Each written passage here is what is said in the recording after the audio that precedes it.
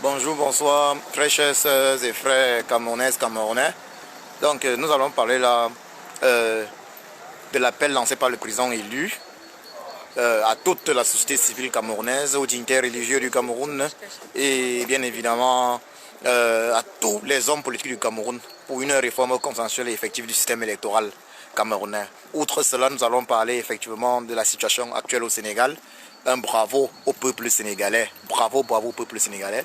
Nous allons également parler du financement du MRC, qui est le plus grand parti politique que le Cameroun ait jamais eu après l'UPC des Ruben Oumniobé jusqu'au CND Afana. Au CND Afana en passant par les Félix Roland Moumier, voilà, NS Wandji. Donc, je vais commencer par ce grand bravo au peuple sénégalais. Bravo, bravo, bravo au peuple sénégalais. Il faut le dire clairement. Un grand bravo au peuple sénégalais. Impressionnant. On a vu les peuples maliens faire de la même chose. Ils descendent dans les rues quand il faut. Ils descendent dans les rues quand il faut pour défendre leur pays. On a vu le peuple malien faire la même chose. On a vu le peuple burkinabé faire la même chose. Descendre dans les rues pour défendre leur pays, pour défendre leur nation. Donc, regardez au Sénégal, on a un Macky Sall qui est un homme dangereux. Voilà un monsieur qui a été élu, qui est arrivé au pouvoir de façon démocratique et qui décide de devenir un dictateur. Voilà, on dirait que c'est une malchance en Afrique. Heureusement qu'on a des pays comme l'Afrique du Sud où l'alternance politique est une réalité. Mais regardez vous-même le comportement de ce Macky Sall. Un monsieur arrivé au pouvoir en tant que démocrate qui devient un dictateur. Aujourd'hui, il fait arrêter des leaders politiques parce que monsieur veut se maintenir au pouvoir. Il a eu 2 mandats, il veut un autre mandat. Est-ce normal? À quoi ça sert l'introduction de la limitation des mandats?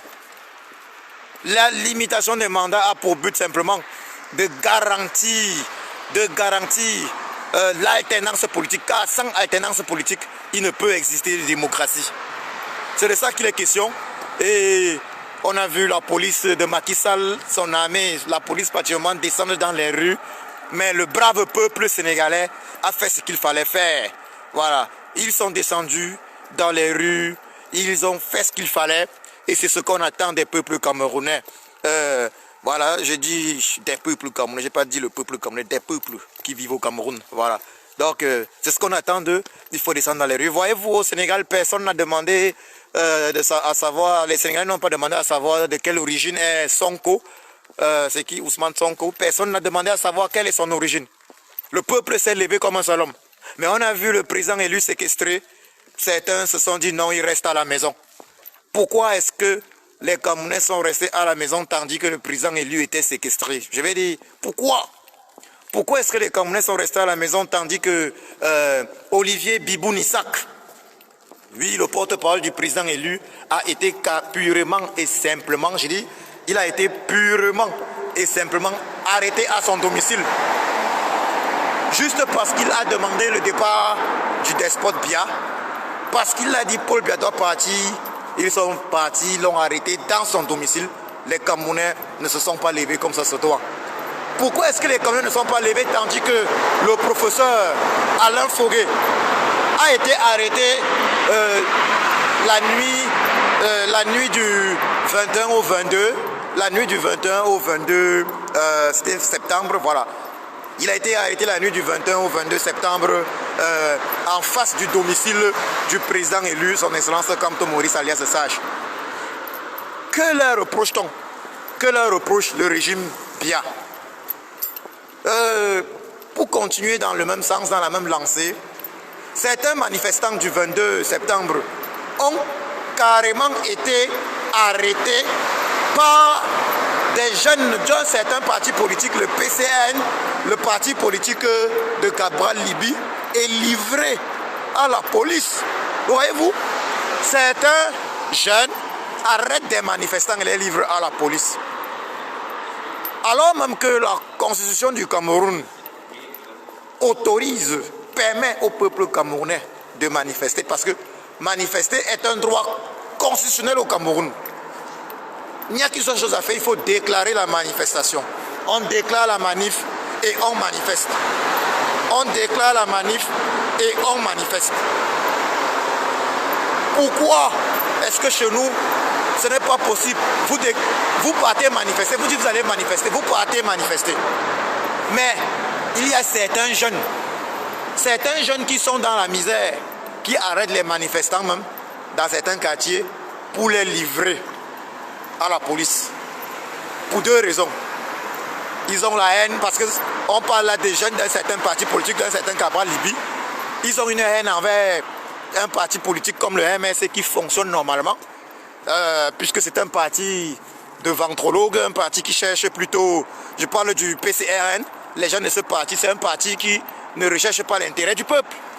Pour preuve, ils sont partis aux élections législatives et on voit bien depuis là que leur présence au Parlement n'a rien apporté. On voit bien depuis là que le Parlement camerounais, tous ces gens-là, ces escrocs, sont partis aux élections législatives de février 2019. Voilà, c'est février 2019, je m'appelle. Tous ceux-là qui sont partis aux législatives de février 2019, on se rend compte qu'il n'y a qu'un seul député, Jean-Michel Nietzsche. Il n'y a qu'un seul député qui réagit comme un député de la nation devrait réagir. Il n'y a que Jean-Michel Nietzsche, le député SDF. Mais sinon, les autres, que font-ils? Les autres, ils signent des pétitions pour demander le rapatriement des Camerounais de la diaspora. Voilà. Les autres, vous voyez un peu ça. Mais voilà des gens comme ça là, qui arrêtent les militants, ou bien plutôt les sympathisants du MS qui décident de suivre l'appel du président élu du Cameroun, son essence Kamto Maurice, qui demande purement et simplement le départ du dictateur Biya, qui n'a plus rien à mener au peuple camerounais, vu qu'il n'a pas pu régler la crise du Nozo, que lui-même il a créé, il n'a pas pu la régler. Vous voyez, regardez la différence avec le Sénégal. Le peuple sénégalais est sorti. Le peuple sénégalais est descendu dans les rues, mais il n'a pas demandé. Il n'a pas demandé à savoir, mais pourquoi? Il n'a pas demandé à savoir pourquoi est-ce que les autres, comment je peux dire ça? Il n'a pas demandé à savoir pourquoi est-ce que, à savoir de quelle origine est Ousmane Sonko. Il a vu une injustice, il est descendu dans les rues. Si les Camerounais, si ces Camerounais-là étaient des hommes justes, ils se seraient posé la question sur la légitimité des revendications du président élu, son excellence Kamto Maurice alias Sage. Ils se seraient posé des questions sur la légitimité des revendications de tous ces manifestants. Mais non, certains parmi eux à Douala ont arrêté les manifestants pour les régler à la police. Quelle cruauté! Quelle méchanceté. Et après, les uns et les autres vont être surpris de souffrir. Ouais, après, certains vont être surpris de la misère ambiante dans notre pays, le Cameroun. Après, ils vont être surpris. Ce qui est regrettable. Lorsqu'on a cet état d'esprit, l'esprit de Mahi Matip, on ne peut pas avancer. On a des gens comme les Djamène Célestin, exactement, dignes héritiers d'un Mahi Matip, par exemple. On voit leur comportement. Ils voulaient absolument être maires. Mais on constate aujourd'hui qu'il voulait être maire juste pour manger également sa part. Ce n'était pas pour servir le peuple.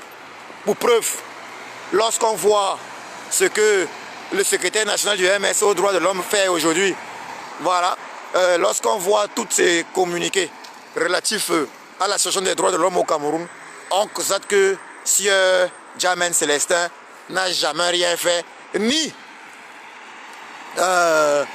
au MSC, à ce poste, ni encore moins lorsqu'il occupait le même poste au SDF. Donc je veux donc saluer également, j'en profite pour saluer également le seul et l'unique député, franchement, que le Cameroun a. Jean-Michel Nietzsche. Moi, je n'étais pas partisan de voir, et jusqu'aujourd'hui, je n'étais pas partisan de voir le SDF aller aux élections. Mais aujourd'hui, lorsqu'on voit qu'il y a quand même un député,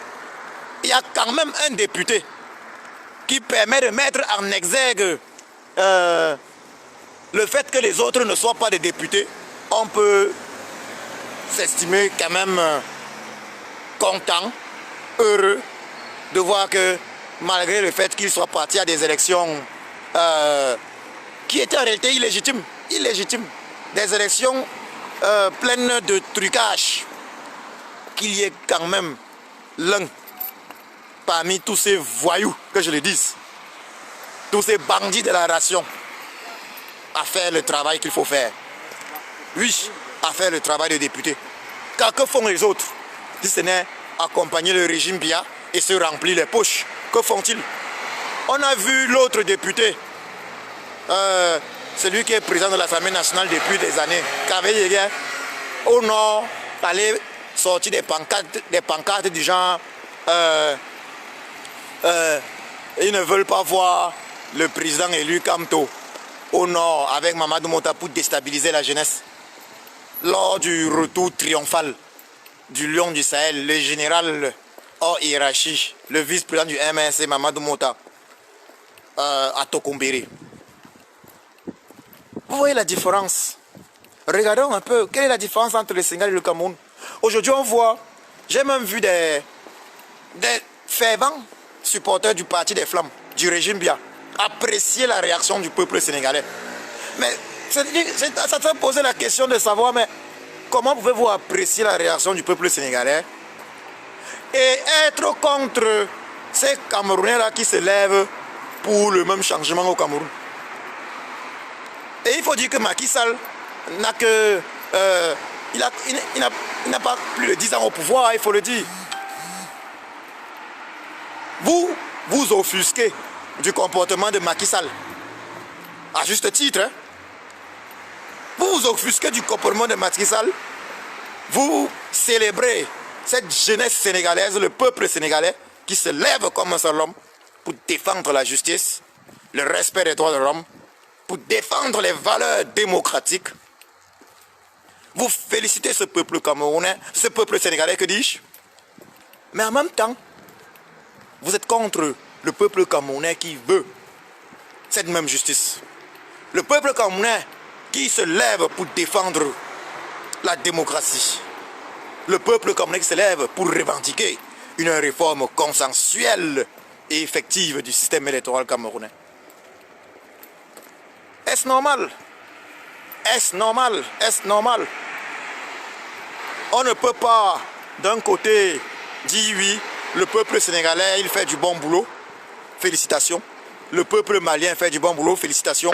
Le peuple burkinabé fait du bon boulot, félicitations. Et d'un autre côté, s'opposer à ce que le peuple camerounais en fasse autant. Voilà, on ne peut pas le faire. Où est la justice dans tout ça? Où est la logique dans cette réaction? Où est la logique? Je dis une fois de plus bravo au peuple sénégalais. J'invite donc les Camerounais de tous bords, indépendamment de leurs origines ethniques, à prendre en compte le fait que le problème du Cameroun, c'est Biya Paul. C'est Paul Biya, il doit partir. Le problème du Cameroun, c'est le système Biya. Le système Biya doit dégager. Paul Biya doit partir. C'est ce qui se cache dans le Paul Biya doit partir, c'est le système Biya. J'invite les Camerounais de tous bords à comprendre ceci. Rien de bon ne peut se faire avec le système Biya. Je dis bien rien de bon. Regardez l'affaire des stades, le stade Olembe. Regardez l'affaire des stades, le prix. Il demande une cinquantaine de milliards en plus. Une somme d'argent pouvant construire un autre stade similaire. Voyez-vous. Regardez l'affaire des stades. Le stade Olembe qui est censé porter le nom du tyran Biya. Regardez vous-même. C'est qu'il en est. On dépense autant d'argent dans les stades alors qu'il y a un problème de route. L'autoroute Douala-Yaoundé n'est jamais terminée. Il y a un problème de route. On dépense autant d'argent dans les stades alors qu'il y a un problème d'hôpitaux. Et on n'a pas d'hôpitaux. On n'a ni hôpitaux, ni route, ni hôpitaux. Je dis bien ni hôpitaux, ni route. Mais on dépense des fortunes dans des stades de football. Mais on dépense des fortunes dans des stades de football. Est-ce normal? Et le plus grave, ce sont des emprunts.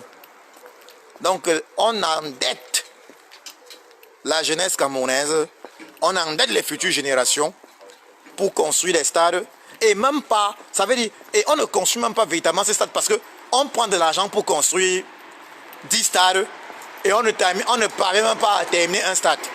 Vous comprenez la gravité? On prend de l'argent pour construire 10 stades et cet argent ne permet même pas de terminer un stade. Ça veut dire qu'on endette le Cameroun, la jeunesse camerounaise, pour des choses qui n'existent pas. Et avec ça, mais c'est quand même étonnant. C'est quand même étonnant de constater que les Camerounais de tous bords, indépendamment de leurs obédiences religieuses, politiques, indépendamment de leurs origines ethniques, ne se soulèvent pas comme un seul homme pour chasser ce régime. Regardez comment le peuple sénégalais se comporte. Chacun devrait se soulever comme un seul homme. Mais au lieu de cela, c'est que Kamto ne sera jamais un président du Cameroun. C'est qu'un Bamileke ne sera jamais un président du Cameroun. Mais on n'a pas vu ça au Sénégal. Personne n'a cherché à savoir de quelle origine est Ousmane Sonko là-bas. Le problème des Camerounais, il y a le tribalisme. Tribalisme qui a été institutionnalisé par le despote Biaby Van der Poel Barthélemy au Cameroun depuis 1982. Le problème du tribalisme, ce repli identitaire plutôt négatif. Ils vont se dire non, c'est un Bamileke. D'autres vont se dire, ils vont souvent demander, voilà les questions qu'on pose souvent aux multiples, aux nombreux Camerounais du MRC, non originaires de l'ouest du Cameroun. On leur demande souvent, vous faites quoi? Tu fais quoi derrière une affaire de Bamileke? Voilà ce que certains membres du régime posent comme question à ceux-là. Que tu fais quoi derrière une affaire de Bamileke? Est-ce que changer le Cameroun, c'est une affaire de Bamileke? Moi, je vous ai dit plusieurs fois que moi, Djoko Christian, j'ai des relations dans ce pays, l'Allemagne. J'ai des relations dans ce pays, l'Allemagne. Je travaille en tant que développeur de logiciels. J'ai étudié dans ce pays, l'Allemagne. J'ai des relations dans des sociétés dans ce pays, l'Allemagne. Je suis capable de faire venir des sociétés, des multinationales au Cameroun. Des multinationales qui vont employer des Camerounais dans le domaine informatique. Dans le domaine informatique. Parce que ces multinationales d'ailleurs se déploient dans des pays africains. J'en ai parlé avec plusieurs supérieurs, mes supérieurs hiérarchiques, avec les boss de ces entreprises. Mais il s'avère que le problème du Cameroun, c'est effectivement bien. Ça veut dire son système. Personne n'a confiance. Personne ne veut venir investir dans ce pays. Imaginez-vous, figurez-vous que nous travaillons là dans des sociétés majoritairement où les étrangers majoritaires, pratiquement africains, sont camerounais. Mais lorsqu'on veut aller investir dans des pays africains, on préfère aller investir au Nigeria, au Kenya, un peu partout, sauf au Cameroun. Donc le problème du Cameroun, c'est le système BIA. C'est le système BIA. Le problème du Cameroun, c'est le système BIA. Paul Biya doit partir. Je peux vous assurer que même parmi les ministres de Biya, il y a des éléments qui peuvent bien travailler. Prenez certains de ces ministres, mettez-les dans d'autres gouvernements. Prenez certains ministres Biya, mettez-les peut-être dans le gouvernement allemand, du Bundesregierung. Mettez-les même dans le gouvernement français, je vous assure que ces ministres-là vont faire un travail excellent. Vous serez surpris de la qualité de leur travail. Mais lorsqu'ils arrivent dans un système où on sait que c'est un système qui est basé sur le faux, c'est un système qui a un seul objectif, détourner. Donc en fait, lorsque tu es nommé, on n'attend pas de toi des résultats sur le terrain, excepté mettre tout en œuvre pour que le tyran bien reste éternel au pouvoir. Voilà le seul élément qu'on attend d'un ministre au Cameroun. Travailler pour que par tous les moyens, le despote bien reste au pouvoir. Le reste n'est pas important. Ça veut dire le travail même pour lequel il est nommé. Faire fonctionner son ministère, ce n'est pas important. Donc on peut détourner l'argent comme on veut, sachant que tant qu'on chante les louanges du despote Biya, les choses seront toujours on gardera le poste. C'est ça être ministre au Cameroun. Mais vous attendez donc de ces individus-là qu'ils fassent quoi? D'ailleurs, le régime Biya, le despote Biya, est toujours très content de voir ses ministres détourner de l'argent. Il les pousse même à détourner. Parce que lorsqu'on demande à un ministre, par exemple, d'envoyer un chèque d'un certain montant, vous demandez à un ministre, bon ok, ou bien c'est la première dame, ou c'est Chantal Biya, ou bien je ne sais pas qui demande à un ministre que bon voilà, j'ai besoin de tel nombre de milliards. Mais il n'y a pas de précision. Non, le ministre doit simplement faire le décaissement. Il doit décaisser tel nombre de milliards. Donc il est venu avec les milliards, il a décaissé. Mais c'est sa signature. Il a signé. Il a signé. Et c'est pour qui? C'est pour Biya et sa famille. C'est pour Biya et sa famille. On va donc retrouver la signature de Biya nulle part. C'est la signature du ministre. C'est la signature du directeur général, du DG. C'est la signature de ceci. Donc c'est ça le système. Bon, et puis les ministres se prêtent au jeu. Puisqu'ils veulent manger également. Ils se disent, bon, le système là va rester à vie. Allez, on doit... Ce ne sont pas des gars honnêtes non plus. Parce que voilà, il y a ça, il y a des gens comme ça. Ils ne sont pas très honnêtes. Mais en fait, ils fonctionnent en fonction du milieu dans lequel ils vivent. S'ils arrivent dans un milieu où tout le monde est malhonnête, eux-mêmes, ils deviennent même plus malhonnêtes que les gens du système. C'est comme ça, on a des êtres humains, et malheureusement, parmi les êtres humains, ils sont nombreux à être genre caméléons. Ça veut dire en fonction de l'environnement. Ils s'en sortent. Ils sont des suiveurs, la majorité.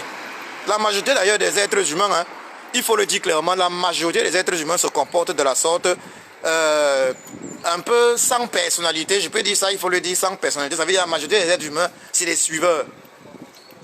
En fonction du système. En fonction du système. Voilà. Les êtres humains s'adaptent. C'est souvent un peu ça.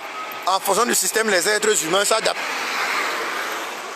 Ils s'adaptent en fonction du système et c'est ainsi qu'ils commencent à faire... si c'est dans un système où tout le monde vole, ils commencent à voler. Voilà. Si c'est un système où tout le monde est honnête, ils essaient d'être honnêtes. Ça veut dire qu'ils ne sont pas nombreux qui ont cette capacité de dire nous sommes arrivés dans un système, les choses ne se passent pas bien, on doit changer. Ils ne sont pas nombreux comme le président élu, son excellence Kamto Maurice alias de Sage, a dit les choses ne se passent pas bien, on doit changer ça. Ils ne sont pas nombreux. Ils ne sont pas nombreux comme le président élu. Des leaders, ça veut dire les leaders dans ce monde ne sont pas nombreux. Le leader est celui qui arrive là, se rend compte que les choses ne se passent pas bien, décide de les changer. Décide d'aller contre un système en place. Voilà ce que c'est qu'un véritable leader. Une personne qui est capable de dire non, ce système ne fonctionne pas, on doit le changer. Une personne capable de se lever contre un système. Et on a vu le président élu, son excellence Kamto Maurice, démissionner officiellement du gouvernement Biya.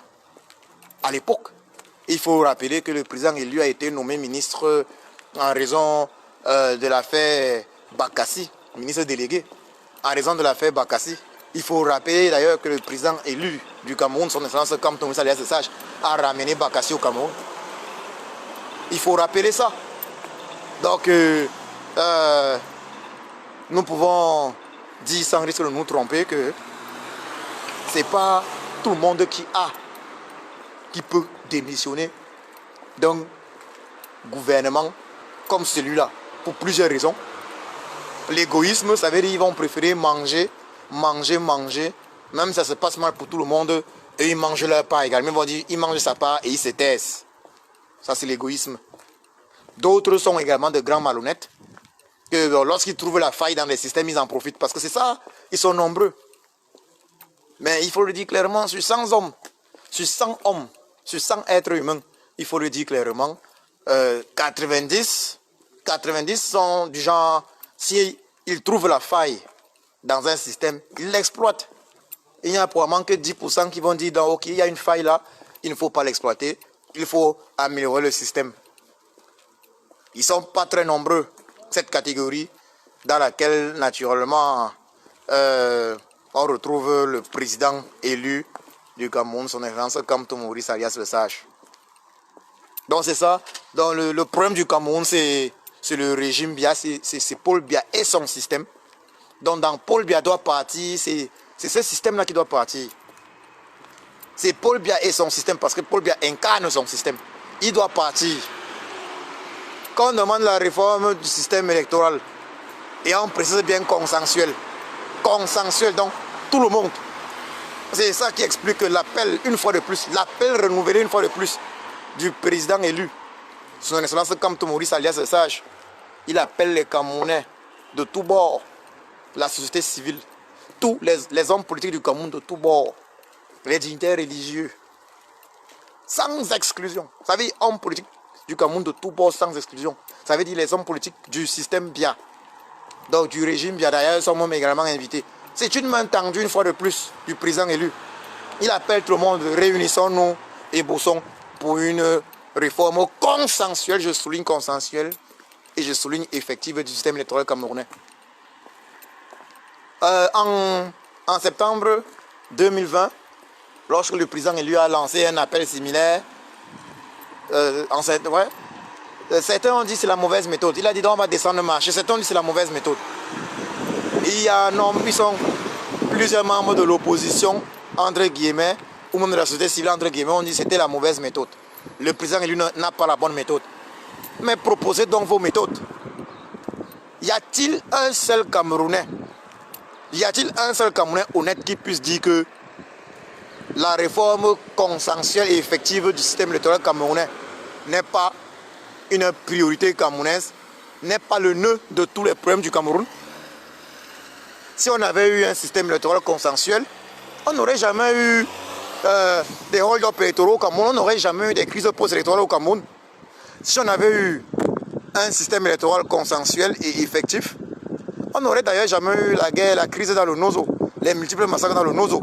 Pourquoi est-ce qu'on n'aurait jamais eu ces multiples massacres-là? On n'aurait jamais eu ces multiples massacres simplement parce que, il faut le dire, il faut le préciser, on n'aurait pas eu ces massacres parce que les populations du Nozo auraient voté véritablement leurs représentants dans nos assemblées nationales. Et dans nos assemblées nationales, ces représentants, ces députés vraiment élus par les populations du Nozo, les populations anglophones, devaient faire voter des lois pour les populations anglophones. C'est de ça qu'il est question. La base de tous nos problèmes, c'est le code électoral. C'est le système électoral. Avec un bon système électoral, tout le monde sera d'accord. On ne se retrouvera pas dans les situations où il faut la guerre. Et quand le président élu, son excellence Kamto Maurice, tant une fois de plus sa main, il démontre que c'est lui le véritable père de la nation du Cameroun. Parce qu'un père de la nation tend toujours la main à ses fils. Un père de la nation ne fait pas la guerre contre ses propres fils. J'ai suivi certains disent que bien père de la nation, ça m'a fait rire. Avez-vous déjà vu un père de la nation qui fait la guerre contre ses propres fils? Avez-vous déjà vu un père de la nation qui n'est pas capable d'appeler ses fils? Pour dire que, parlons, dialoguons, qu'est-ce que vous voulez? Quelles sont vos revendications? Dialoguons et trouvons une solution. Parce qu'il y a toujours une solution. Il y a toujours la médiane. Il y a toujours une solution qu'on trouve lorsqu'on décide de s'asseoir sincèrement. Je dis bien sincèrement pour dialoguer. Le tyran bien a vu comment la diaspora l'a chassé d'Europe. Mais il aurait pu dire que bon là c'est vraiment grave. Je me fais chasser de la sorte, humilier de la sorte. Cette jeunesse s'est levée. À une époque, il n'y avait que Kempta, le maréchal Kempta, dit caporal grillé, qui le faisait. Il y a de cela plus de 10 ans, une quinzaine d'années. Il était l'unique à partir devant l'hôtel intercontinental. Mais subitement, il voit une horde d'individus. Moi y compris, bien évidemment. Je suis personnellement entré dans l'hôtel intercontinental en juin 2000, c'était quoi, c'est le 25 juin 2020, 2019 que dis-je, en compagnie des Martin Taillot, fils du pays, Moumier et autres. Je suis entré dans cet hôtel-là. J'étais le premier à entrer dans l'hôtel. J'étais le premier, moi, Djoko Christian, j'étais le premier à entrer dans l'hôtel, à aller jusqu'au fond. Quand la porte est ouverte, c'est moi le premier qui entre dans cet hôtel. Moi, Djoko Christian, qui vous parle? C'est moi, je suis le premier. à entrer dans cet hôtel. Renseignez-vous, demandez, qu'on vous raconte l'histoire. Moi, Djoko Christian, je suis entré dans cet hôtel-là. Première position, dès qu'on ouvre la porte, dès qu'on sort des taxis, on accélère, j'accélère. C'est Alain qui est devant. Alain ouvre la porte et j'entre en vitesse. On espérait, parce que nos informations faisaient état du fait que le tyran était en train de descendre pour prendre son petit déjeuner. J'entre en vitesse, malheureusement. Malheureusement, le tyran, probablement informé de ce qui est en train de se produire, n'est pas sorti de l'ascenseur. Voilà la réalité. J'étais le premier à entrer dans cet hôtel. J'étais le premier. Un 25 juin 2019. En compagnie de Martin Tayo, fils du pays Moumié, Christine Ouamini, Alain, voilà, donc en compagnie de plusieurs personnes, de plusieurs dignes Camerounais, voilà, et Cécilia Agassi, c'était vraiment exceptionnel. Donc ça c'était la première action dans cet hôtel intercontinental. Avant ça, il n'y avait toujours eu que le maréchal Kempta, comme je le disais tantôt, présent. Mais nous sommes entrés là, par le samedi qui suivait, on a vu toute la résidence présente. Une fois de plus, j'étais présent, bien évidemment.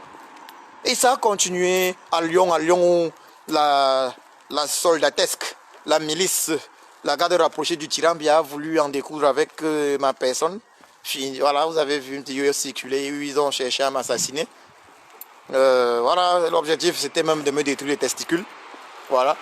Donc il y a eu ça à Lyon. Par la suite, j'étais présent une fois de plus, toujours en avant, à Paris, devant l'hôtel Meurice. J'étais présent une fois de plus, en avant, sur la première ligne du front, à Paris, hôtel Meurice. Voyez-vous, si le tyran bien était quelqu'un de sérieux, il devait s'interroger. Pourquoi est-ce que cette jeunesse, s'il était le père de la nation comme veulent le prétendre certains, il devait s'interroger, mais pourquoi est-ce que cette jeunesse me chasse aujourd'hui? J'ai été humilié à l'hôtel intercontinental. Ils sont venus me chasser. Je croyais que c'était tout. J'ai forcé, jusqu'à ce que le président français m'a encore envoyé l'invitation à Lyon. Je suis arrivé à Lyon, ils sont encore venus. Je me suis dit non, cette fois-ci, j'ai torturé certains. J'ai cassé le pied, la jambe de Winnie Savannah. J'ai voulu, j'ai torturé le maréchal Nino. J'ai voulu en découdre avec les testicules de Djoko Christian, du modeste combattant que je suis, du modeste activiste politique que je suis, Djoko Christian. Ils ont voulu me détruire les testicules, ils ont voulu m'assassiner carrément à Lyon. Mais malgré tout, les gars reviennent encore à Paris, en face à l'hôtel Meurice. Mais normalement, ils devaient se poser des questions à ce niveau. Ils devaient se dire, mais cette jeunesse-là, qu'est-ce qui se passe? Qu'est-ce qui se passe? Je mets tout en œuvre, mais les gars reviennent. Je mets tout en œuvre, mais les gars reviennent. Il devait se poser cette question s'il était, entre guillemets, quelque part, un père, je ne dis pas le père, mais un des pères de la nation.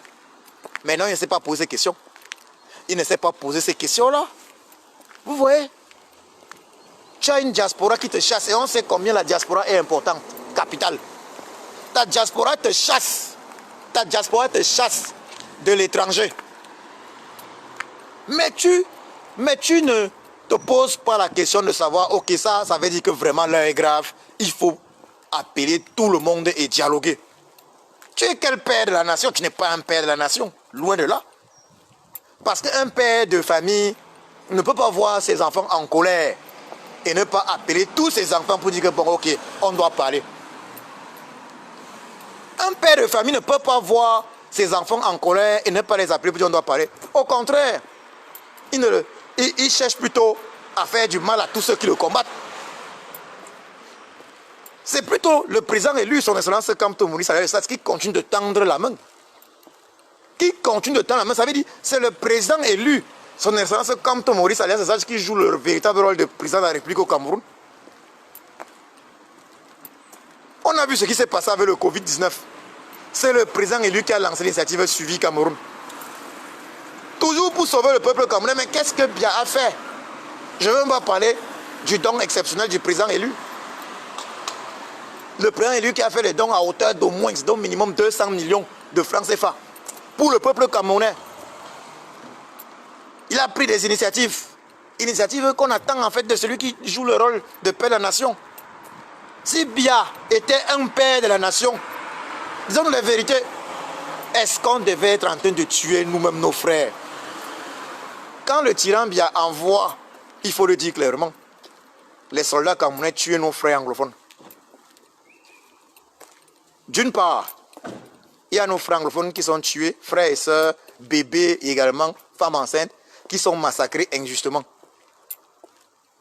D'autre part, il y a aussi des soldats camerounais toujours, qui sont aussi tués parce qu'il faut bien que nos frères anglophones se défendent. On appelle ça la légitime défense. Ce que nos frères anglophones font, c'est de la légitime défense. Il faut qu'ils se défendent. Donc nos frères anglophones se défendent également. Ils se défendent, donc ils vont également tuer pour se défendre. C'est de la légitime défense. Donc, le tyran Biya est coupable de deux choses. Il envoie nos frères, il envoie tuer nos frères anglophones. Donc, il massacre nos frères anglophones. Et il envoie également les autres frères francophones qui acceptent de faire partie de sa milice tribale. Il les envoie également se faire tuer. Donc, il est responsable de tous les morts des massacres dans le Nozo. Que ce soit les morts du côté anglophone ou que ce soit ceux du côté de sa milice tribale qui fait office de billes ou d'armée camerounaise. C'est de ça qu'il est question. Paul Biya est le problème. Il n'est pas la solution. Si Paul Biya était une solution pour les problèmes du Cameroun, il devait depuis longtemps avoir convoqué un véritable dialogue national. Mais on a eu affaire à quoi? On a eu droit à quoi? On a eu droit à un faux dialogue. Pour preuve, quand le tyran Biya arrive à Lyon en 2019, la première des choses qu'il dit quand il est interviewé, il dit carrément être venu rendre compte au président Macron du dialogue national. Ça veut dire, le tyran Biya, voilà quelqu'un qui prétend être père de la nation. Tu organises un dialogue entre tes fils, tu dis un pseudo dialogue, mais tu ne rends pas compte à tes fils, tu peux plutôt rendre compte à quelqu'un d'autre. Tu peux rendre compte à une autre personne. Sois honnête. Ça, que les Sardinats s'interrogent également quand même. Les Sardinats ne sont pas quand même des personnes bêtes, également totalement bêtes. Vous dites que c'est un père de la nation, mais il organise un dialogue entre guillemets national. Et il peut rendre compte plutôt au président français, Emmanuel Macron. C'est quel genre de père de la nation? Quand tu décides de rencontrer tes enfants, est-ce qu'il faut que ce soit le président français, Emmanuel Macron, qui te mène même la pression pour cela? Tu décides de rencontrer tes enfants, tu jongles, tu fais semblant d'organiser une rencontre. Et puis après, tu cours. C'était la condition pour aller en France. Tu cours, tu peux dire à Macron que tu lui rencontres. Jusqu'à tu dis, sans honte. Tu dis sans honte, devant les médias, je suis venu rendre compte, j'ai rendu compte du dialogue national au président Emmanuel Macron. Mais ce n'est pas possible. C'est la preuve qu'il n'y a jamais eu de dialogue national. Tu dis que tu veux parler avec tes fils. Tu dis que tu vas dialoguer. Mais on dialogue avec ceux qui sont mécontents. Mais toi, tu invites plutôt la pseudo-opposition, l'opposition que tu as fabriquée. Les Cabral, Libye, on appelle celui-là comme... J'ai vu les gens l'appeler... mais c'est moi Oshi ou bien Dola Oshi. Ouais, il y a le on l'appelle Dola Oshi maintenant. Le député SDF là, qui a de grosses jours là. Voilà les gens là, qui appellent et qui voulaient même que tu gardes le président élu à jamais en prison. Oui, Oshi là. Joshua, ouais, on l'appelle Joshua aussi. Joshua Oshi. Joshua aussi. D'autres disent maintenant Joshua Dola. Voilà. Voilà les gens comme ça qui souhaitaient, ça veut dire, ils détestent même le président élu. Son essence comme Maurice, ça ne sache plus que le tyran Biya. Voilà les gens comme ça que le tyran Biya invite au dialogue national, à son faux dialogue national. Des gens qui ne se plaignent pas du système, du fonctionnement du système. Mais c'est eux qui sont invités. C'est eux que le tyran Biya invite. Est-ce normal? Il n'y en a pas eu dialogue national. Qui a-t-il invité? Qui, il faut se poser les questions, qui ont été invités? Quelles sont les personnes? Quelles sont les personnes que le tyran Biya a invitées lors de ce dialogue? Quelles sont ces personnes-là? Dialogue dont il a rendu compte seulement au président français Emmanuel Macron. Parce que jusqu'à aujourd'hui, le peuple camerounais, celui qui est censé jouer le rôle du président de la République du Cameroun n'a jamais rendu compte au peuple camerounais, parce que c'est lui qui doit rendre compte au peuple camerounais. Puisque celui qui est censé être le président de la République du Cameroun n'est qu'un employé du peuple camerounais, il faut le préciser. Celui qui est censé être le président de la République du Cameroun n'est qu'un employé, parce que parfois on confond les choses. Lorsqu'on est président de la République, on est là comme on est employé du peuple camerounais. On est là pour servir le peuple camerounais. Donc on ne peut pas dire qu'on a organisé un dialogue entre Camerounais et on ne rend pas compte à ces Camerounais-là. On peut plutôt rendre compte à quelqu'un d'autre, au président français. On organise un dialogue comme celui-là. La première force politique du Cameroun, n'est pas conviée à ce dialogue. Ou plutôt, tout est mis en œuvre afin que la première force politique du Cameroun ne soit pas présente. Lors de l'organisation du faux dialogue de M. Biya, il faut le préciser, lors de l'organisation de ce faux dialogue, tous les responsables du MSC étaient encore en prison. Le président élu du Cameroun, son essence comme Maurice alias Sage, était encore en prison avec tous ses collaborateurs. Donc vous voulez dialoguer comment? Expliquez-moi, je veux comprendre. Vous voulez dialoguer comment? Comment voulez-vous dialoguer alors même que la première force politique du Cameroun, le MNC et ses leaders sont en prison? Vous voulez dialoguer avec qui? Vous voulez dialoguer alors que les leaders anglophones sont en prison? Le président Sissoko Ayuk Tabé, les Mancho Bibixi et autres sont tous en prison. Vous voulez donc dialoguer avec qui? Vous voulez dialoguer alors que les leaders de la révolution, les généraux de la révolution anglophone tels que Phil Marshall, le célèbre Phil Marshall, sont toujours dans leur libération en forêt. Est-ce que vous avez lancé des messages afin qu'ils envoient des représentants? Vous voulez faire quel genre de dialogue?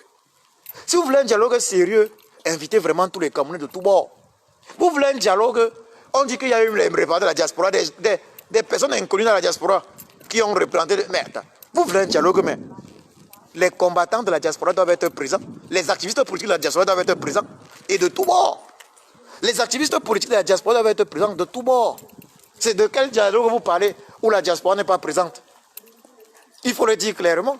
Moi, je ne peux pas concevoir un dialogue où tous ces activistes politiques de la diaspora ne sont pas présents, ne sont pas représentés. Je parle de véritable représentation. Que ce soit activistes politiques de la diaspora de l'Allemagne, de la Grande-Bretagne, de la France, la Belgique, l'Italie, voilà, donc les États-Unis, le Canada, tous ces activistes politiques doivent être représentés dignement. Ils doivent être représentés. Il faut écouter également la diaspora. Et je parle de la diaspora de tous bords. La diaspora majoritaire, c'est cette diaspora des activistes politiques comme nous autres. Nous portons là le combat du peuple camerounais. Même si nous ne faisons pas exactement ce que souhaite le président élu, son essence comme Maurice alias Sage, mais nous essayons de suivre quand même ce qu'il fait. Vous ne pouvez pas organiser des dialogues sans nous consulter. Vous ne pouvez pas organiser des dialogues sans nous consulter. Si c'est que ce sont des dialogues dits inclusifs, nous avons notre mot à dire. Nous avons notre mot à dire, nous la diaspora. Cette diaspora combattante. il faut...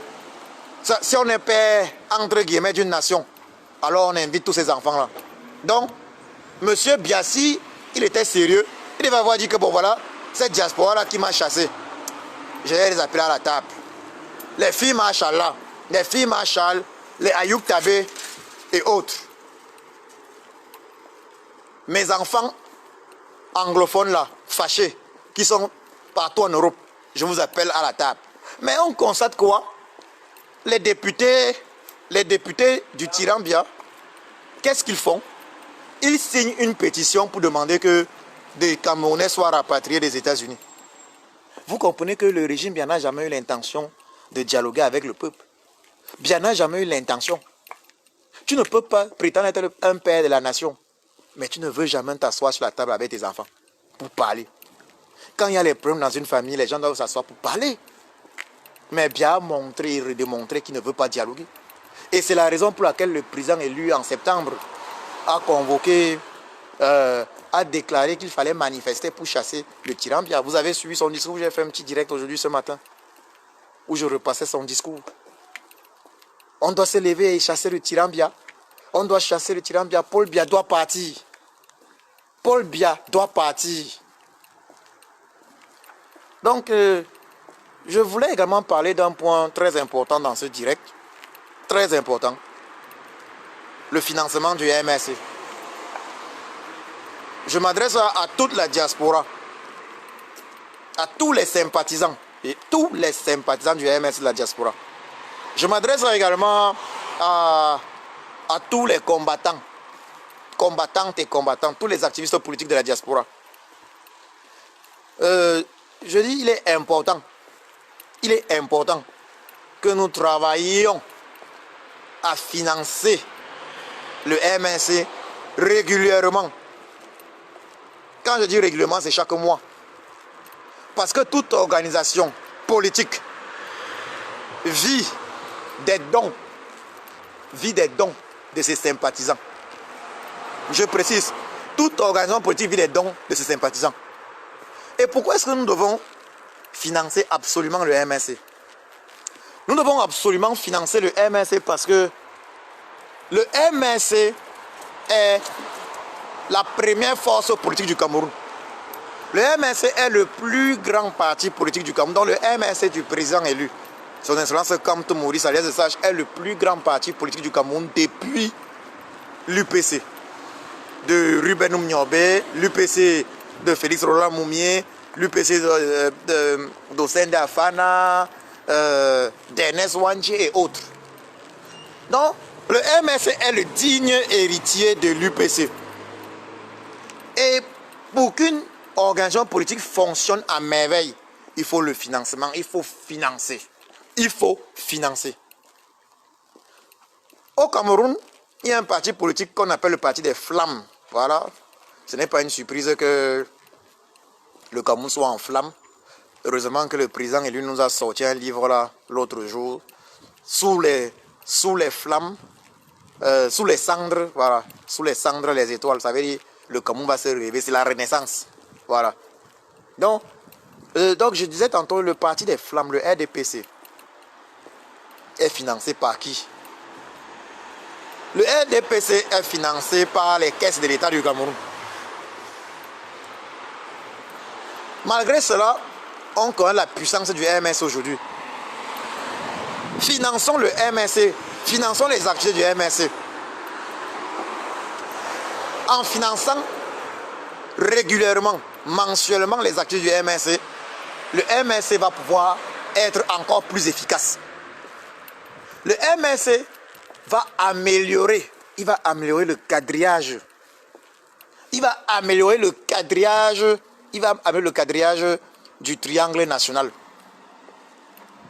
Chaque jour, vous voyez les unités qui naissent.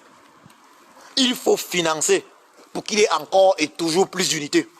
Pour que le triangle national soit encore mieux quadrillé. Et ce financement doit se faire chaque mois. Ce n'est pas en donnant une fois en passant quelque chose. Il faut financer chaque mois. Je dis bien, chaque mois, il faut financer. Chaque mois. Ce n'est pas une histoire de je finance aujourd'hui, je donne 50 € aujourd'hui et j'attends encore l'an prochain pour dire ah, je vais donner 50 € peut-être. Non. Un parti politique fonctionne chaque jour. Le parti politique ne fonctionne pas une fois en passant. Il faut financer chaque mois. Vos factures, vous pensez quoi? Le MS est un parti qui a même un siège. Le siège à Oja. Là, ça doit être financé. Il y a des gens qui sortent de l'argent. Il faut qu'on soit très clair. Et moi, je m'adresse à tous les témoins du MS de la diaspora. Tous ceux-là qui sont constamment dans les directs, que ce soit même des combattants ou même les directs du MSC. Vous ne pouvez pas rester seulement là, vous êtes sympathisant, vous souhaitez que le combat marche. Mais quel est votre apport? L'apport doit être le financement.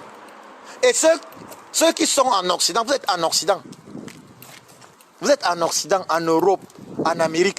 Vous savez tous bien, comme moi, que les partis politiques ici en Occident, les partis politiques ici en Occident sont financés chaque mois. Ça veut dire, si vous êtes un sympathisant, si vous êtes militant ou même sympathisant et vous voulez vraiment faire quelque chose, les gens font les choses, les dons mensuels. Les militants font quoi qu'il en soit, les dons mensuels. Mais si vous voulez vraiment financer, aider, faites les dons mensuels. Et avec vos dons mensuels, le parti politique budgétise. L'organisation sait déjà que, bon, ok, chaque mois, nous avons 10 000 Camerounais. Nous avons 10 000 donateurs. 10 000 donateurs de 10 €. Si nous avons 10 000 donateurs de 10 €, ça veut dire qu'on est capable de se dire, voilà ce qu'on va faire le mois prochain dans nos activités. Et les activités sont multiples. Jusqu'au niveau du lobbying de haut niveau. Le président lui a dit qu'il va faire partie du régime de Yaoundé dans la paix. Et pour contribuer à cela, j'invite les uns et les autres à contribuer, financer le MSC. Financer le MSC. Même lorsqu'on regarde les situations telles que les prisonniers politiques, le MSC se bat. Il y a des gens qui se sacrifient dans le MSC, il y a des militants du MSC qui se sacrifient. Il y a des militants du MSC qui se sacrifient, mais si ce que chacun met la main à la poche, alors il n'y aura plus peut-être seulement tel ou tel militant qui va faire les plus gros sacrifices. Les militants du MSC se sacrifient. Mais je demande donc aux sympathisants, faites quelque chose. Il ne faut pas que le poids de tout ça repose simplement sur quelques individus. Qu'il n'y ait que quelques individus pour dépenser. Faites quelque chose. Je veux rappeler dans ce direct que même ici en Europe, même les équipes de football sont financées mensuellement par leurs sympathisants, par leurs supporters. Ça veut dire, chaque mois, il y a un montant que chacun paye. Tu ne peux pas dire que tu es un fan d'une équipe de football, mais tu ne fais rien pour son fonctionnement. Ici à Cologne, on a notre FC Köln, l'équipe de Cologne. Si tu es fan, tu dois financer chaque mois. Les tickets pour le stade, tu dois les acheter régulièrement. Si tu es fan, achète tes tickets pour le stade régulièrement. Et c'est comme ça qu'est-ce qu'on appelle l'abonnement. Quand vous prenez l'abonnement pour le stade pour toute la saison, c'est comme ça que ça se passe. Mais nous autres, Camerounais, nous on veut que les choses fonctionnent, mais on ne veut pas sortir 5 francs. On veut que les choses fonctionnent, mais on ne veut pas sortir 5 francs. Ça va leur fonctionner comment? Chacun attend que ce soit l'autre qui sorte son argent. Non, c'est l'autre qui doit sortir l'argent, ce n'est pas moi. C'est l'autre qui doit sortir l'argent. Dites-moi comment les choses peuvent fonctionner sans argent. Est-ce que vous connaissez une seule organisation qui fonctionne bien sans argent? Vous dites que non, le MSC c'est fantastique. Le MSC réalisé ce qui n'avait jamais été réalisé. Regardez tous ces avocats-là, ils sont payés avec quoi? Non, dites-moi, il faut se dire la vérité. Tous ces avocats-là, qui les paient, ils prennent leur temps. Ils prennent leur temps. Et au-delà de leur temps, ils mettent même leur argent, leur finance. Mais on doit se dire tous que chacun parmi nous doit contribuer d'une manière ou d'une autre. Il y en a qui se cachent. Ça veut dire qu'ils viennent voir les directs seulement après. Regardez, je fais les directs, ils ne sont pas nombreux connectés. Mais après, le constat est que 5 000 personnes, 10 000 personnes, 15 000 personnes, ou même 20 000, plus même, ont vu le direct, ont vu la vidéo. Les gens ont peur d'entrer dans la vidéo en direct, ou n'ont pas le temps à ce moment-là, mais il y a souvent la peur. Et ils partent plutôt voir la vidéo après. Ils sont contents. Ils sont contents. contribuer. Le MNC est basé presque partout en Europe. Ça veut dire quoi? Ceux qui veulent contribuer n'ont qu'à contacter le MNC du pays où ils vivent. Le MNC du pays où ils vivent ou de la région où ils vivent. Et ils contribuent dans ces comptes-là. Et je dis 10 € chaque mois. Minimum 10 € chaque mois. Pas. Ça veut dire celui qui veut faire 20 € chaque mois, tant mieux. Celui qui veut faire 30 € chaque mois, tant mieux. 50 €, tant mieux. Mais le Cameroun a tellement... En Allemagne, nous sommes nombreux, les ingénieurs là. Ils travaillent dans les grandes boîtes et tout. Il faut contribuer. Le combat, c'est ça. La libération d'un peuple, c'est ça. Il faut financer. Et pour le grand lobbying, que je vous le dise, pour toutes les activités d'un parti politique, il faut le financement. Il faut le financement. Et c'est là où je dis, les sympathisants du MNC qui savent ce que le MNC a réalisé aujourd'hui, doivent faire du MNC un parti politique encore plus puissant qu'il ne l'est déjà. Donc il faut améliorer la situation financière. Et en améliorant cette situation financière, je peux garantir aux uns et aux autres que les résultats des actions du MNC vont se faire ressentir de plus en plus rapidement. Parce que tant qu'on sera dans une configuration, non, il y a quelques-uns là qui financent. Ça va prendre plus de temps. Parce que quelques-uns qui financent, d'ailleurs, il y a réduction des activités. Il y a réduction de ce qu'on pouvait faire. Il y a la réduction de ce qui pouvait être fait. Alors que lorsqu'ils sont nombreux qui financent, mais ça va vite. Je rappelle, je répète que tous les partis en Europe sont financés par les militants et les donateurs. Et c'est de façon mensuelle. J'insiste sur ça. J'invite donc les combattants à demander à tous les sympathisants du MS ici en diaspora de cotiser régulièrement chaque mois. Je vais vous dire une chose. Pour un parti politique, pour une organisation politique, il est préférable d'avoir un militant qui donne 10 € chaque mois. Garantie que non, ce mois, si on va avoir, ça veut dire il sait déjà qu'il prévoit que j'aurai 10 € le mois-ci. Au lieu d'avoir quelqu'un qui va donner, par exemple, 100 € pour l'année et attendre l'an prochain. Il faut travailler sur ça. Chaque mois, tu sors l'argent. Tu as tout l'argent qui sort. Mieux vaut ça sorte petit à petit. Donc 10 €, 10 €, 10 €. À la fin de l'année, tu as sorti 120 €. Tu es là, 10 €, 10 €. Les virements peuvent être automatisés. 10 €, 10 €, 10 €. C'est un devoir que nous avons. C'est notre devoir. Celui qui veut vraiment que le pays se libère doit travailler pour que le MNC soit encore plus grand qu'il ne l'est.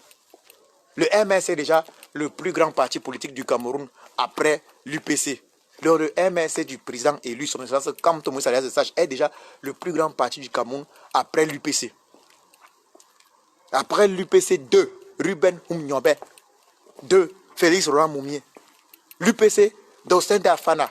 L'UPC d'Ernest Wandier. Le MNC est déjà le plus grand parti politique après cet UPC-là. Le MNC de Papa Kamto.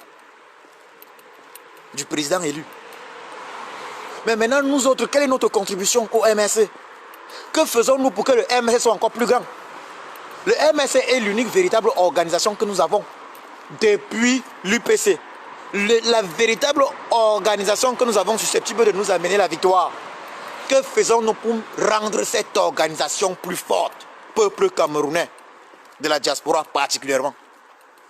Je sais que nous pouvons cotiser chaque mois.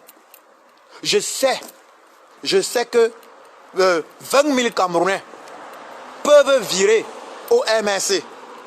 Dans les régions, ils se trouvent chaque mois 10 €. Je sais que 20 000 Camerounais, 20 000 sympathisants du MNC peuvent s'arranger à virer chaque mois 10 € au MNC. Peuvent faire ce virement. 20 000 Camerounais peuvent faire chaque mois un don de 10 € au MNC. Et lorsque je fais le calcul, 20 000 sympathisants qui font un don de 10 €, on se trouve à combien? Multiplions 20 000 par 10 €. Ça fait 200 000 € le mois. Vous imaginez les activités seront terribles. Peuple camerounais, levez-vous. Que chacun fasse sa part. Finançons ces partis politiques. Si on a 20 000 Camerounais qui ont 10 € par mois, 10 € par mois, vous imaginez ce qui va être fait des prisonniers politiques du MSC et partout? Je prends juste au niveau des prisonniers politiques. Est-ce que le MSC a besoin de demander aux uns et aux autres que non, il faut faire des dons pour aider les prisonniers politiques? Le MSC n'en a pas besoin. Chacun doit apporter sa contribution. Ça veut dire de façon automatique, tu as tes 10 € que tu envoies en tant que donateur chaque mois. Mais si tu veux, tu deviens militant, ça n'engage que toi. Tu as tes 10 € que tu envoies chaque mois. Mais de façon automatique, les prisonniers politiques du MSC vont ressentir positivement ces dons de 10 € mensuels. Je demande donc à chacun de financer mensuellement le MSC, à tous les sympathisants. Vous imaginez toutes les activités d'un parti politique? Une telle organisation doit fonctionner et il faut la financer.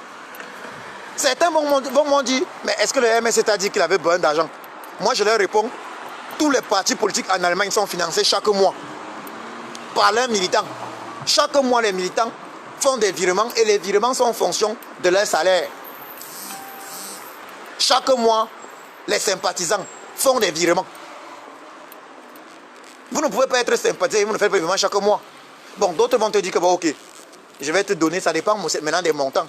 Si tu donnes la garantie que non, 5 000 € l'année, je donne mes 5 000 € aujourd'hui, on ne va jamais refuser les dons. Mais je peux vous assurer que c'est préférable de faire des virements réguliers. Au lieu de donner même tes 5 000 € l'année, si tu veux donner 5 000 € comme don, mais autant mieux tu divises ça peut-être donner ça en 4 mois. Tu mets en 4 mois que bon, tu vas donner pour que ce soit, ou bien tu divises ça sur l'année. Tu vis ça chaque mois. Parce que c'est important que chaque mois il y ait on sait que non, tel mois, chaque mois on reçoit comme ça minimum. Parce que c'est important qu'est-ce qu'on appelle le minimum de chaque mois. Le minimum de chaque mois, ça permet vraiment de budgétiser toutes les activités, les principales activités. Si on sait que chaque mois, on a 100 000 €, 200 000 € dans la caisse. Donc on est capable de prévoir des activités qu'on va mener vraiment facilement dans 2, 3, 4, 5 mois. Donc tous ceux-là qui entrent dans les directs, voilà, tous ceux-là qui souhaitent le changement du Cameroun, je leur ai dit ceci, le MSC est la première force politique du Cameroun. Le MSC est une bénédiction pour le Cameroun, tout comme ses leaders principaux, le président élu, son excellence Kamto Maurice alias Le Sage, et son vice-président, le lion du Sahel, Mamadou Mota. Ils sont une bénédiction pour le Cameroun. Et si vous voulez vraiment qu'il y ait changement, alors faites les sacrifices qu'il faut. Contribuons tous, en tant que sympathisants, à rendre le MSC encore plus grand. Et nous savons tous que le volet financier est d'une importance capitale. J'ai parlé d'un minimum de 10 € le mois parce que je sais que dans cette diaspora, on doit avoir au moins 100 000 sympathisants qui ne peuvent pas ressentir. Je dis bien au moins, parce que je ne veux pas parler de millions, je dis ceux qui sont prêts à payer. On doit avoir au moins 100 000 personnes prêtes à payer et qui ne vont pas ressentir le virement de 10 € par mois. 10 € par mois, ce n'est pas beaucoup. 10 € par mois, vous savez tous comment ça se fait. Automatisez, vous entrez dans votre compte bancaire, vous automatisez le virement. Pour un compte du MSC, pour le compte du MSC de la région où vous habitez, ou un compte du MSC quelque part, mais vous automatisez le virement et vous le faites. Et quand vous l'aurez fait en un an, vous allez voir les résultats. En 2 ans, vous allez voir les résultats. Faites-le. Et 3 ans plus tard, s'il n'y a pas de résultats, alors posez-vous des questions. Faites-le. Si 3 ans plus tard, il n'y a pas de résultat, alors vous pourriez vous dire que, bon, ok, vous pourriez demander que, ben, pourquoi il n'y a pas de résultat. Mais je vous assure, rien ne se fait sans financement. Et le MSC est financé c'est clair. Il y a là les militants, il a les militants qui le financent, c'est évident. Il a des personnes qui financent, qui se sacrifient. Mais chacun doit se poser la question, qu'est-ce que moi je fais, moi qui veux le changement? Quel sacrifice je fais? Qu'est-ce que je fais pour que le MNC soit plus que jamais un très grand parti politique? Parce qu'il est déjà un très grand parti politique, le premier du Cameroun. Oui, il est le digne héritier de l'UPCD, Oumniobé. C'est ce que j'avais à vous dire aujourd'hui. Je remercie ceux qui m'ont écouté. Partagez cette vidéo car c'est une vidéo d'une importance capitale. Partagez-la, je vous remercie. Un bon dimanche et déjà en avance un bon début de semaine.